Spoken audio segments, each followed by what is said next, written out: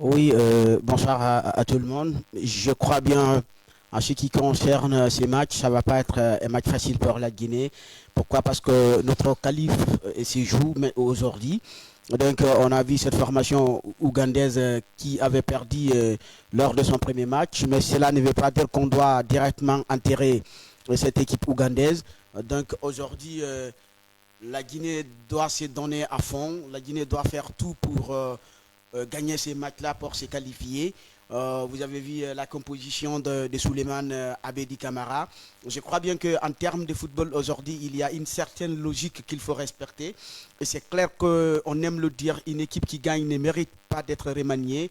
À moins qu'il y a par exemple des blessures inattendues, à moins qu'il y a par exemple des méformes lors de la dernière mise en place, mais aussi il faut souligner aussi de l'aspect mental parce que vous savez naturellement que le football, ça se joue sur ces deux volets, sur l'aspect psychologique, mais aussi l'aspect physique.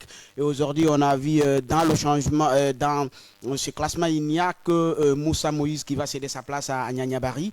On sait Nyanya Bari, c'est un joueur avec des qualités formidables en lui, malgré il a quelques carences, quelques lacunes sur cet aspect technique, mais c'est un attaquant quand même qui est capable de jouer de haut but et c'est un attaquant qui est capable de faire mal à l'équipe adverse. Donc aujourd'hui, on n'a rien à perdre. La Guinée n'a rien à perdre face à cette équipe ougandaise parce que c'est une équipe qui est menaçante, il faut le dire.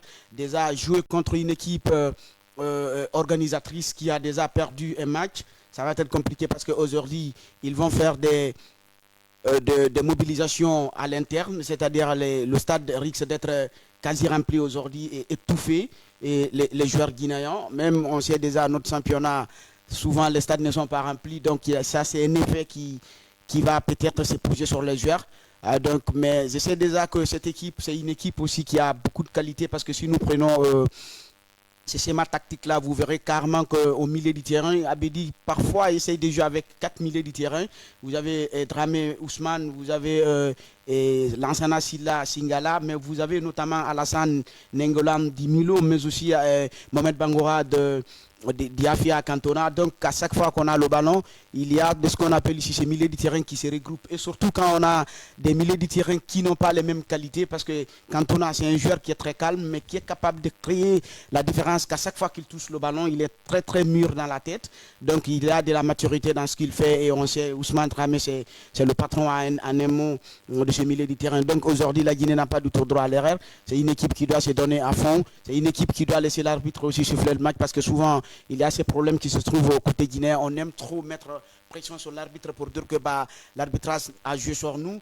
Donc le plus important, c'est de ne rien attendre à l'arbitre, c'est de ne rien attendre à l'adversaire, de jouer et correctement et gagner ses matchs et filer au second tour de cette compétition. Alors, avant